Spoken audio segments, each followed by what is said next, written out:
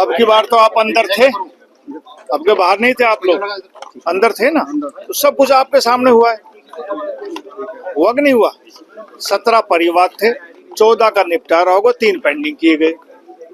एक आपकी video viral हो रही है कि मीडिया को आप दोष दे रहे हैं, पानी जल भराव को लेकर गुरुग्राम में मीडिया चली जाती है दिखाने के लिए, क्या ना, दोष नहीं दिया मैंने, ये कहा कि कहीं भी बारिश होगी हिंदुस्तान के अच्छे से अच्छे शहर में, ऑन रिकॉर्ड कह रहा हूँ, 50 mm से यदि ऊपर बारिश 1 घंटे में होगी तो जल भराव अवश्य होगा। इतनी जल्दी जल निकासी नहीं हो सकती। हमारे यहाँ गुड़गांव में एक दिन 103 1 घंटे में बारिश पड़ी और फिर 7-8 घंटे में टोटल 133 mm बारिश पड़ी। अब 3 दिन पहले जो बारिश हुई वो 119 mm बारिश हुई। तो साथियों, जब एक बार बारिश पड़ती है तो कोई ऐसा साधन नहीं है कि एकदम पानी का निकासी हो सके। जल भराव अलग है, जल निकासी का अलग है।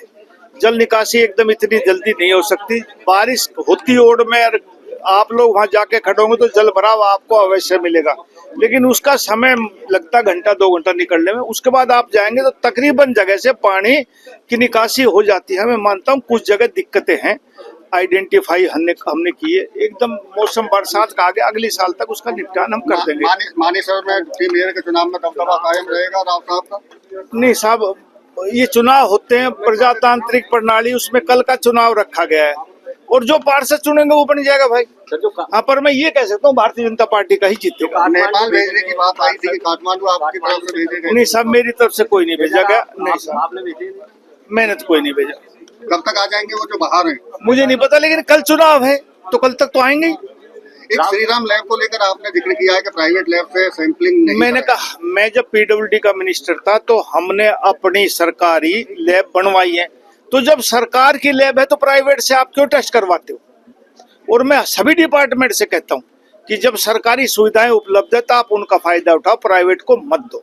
सर, ऐसा कहा जा रहा है कि राव इंद्रजीत को झटका देने की तैयारी में है। नहीं साहब, बिल्कुल गलत बात है। राव इंद्रजीत हमारे केंद्रीय मंत्री हैं, भारतीय जनता पार्टी के। मैं यहाँ का मिनिस्टर हूँ और आज कह के जाता हूँ कि भारतीय जनता पार्टी का ही प्रत्याशी डिप्टी सीनियर मेयर बनेंगे।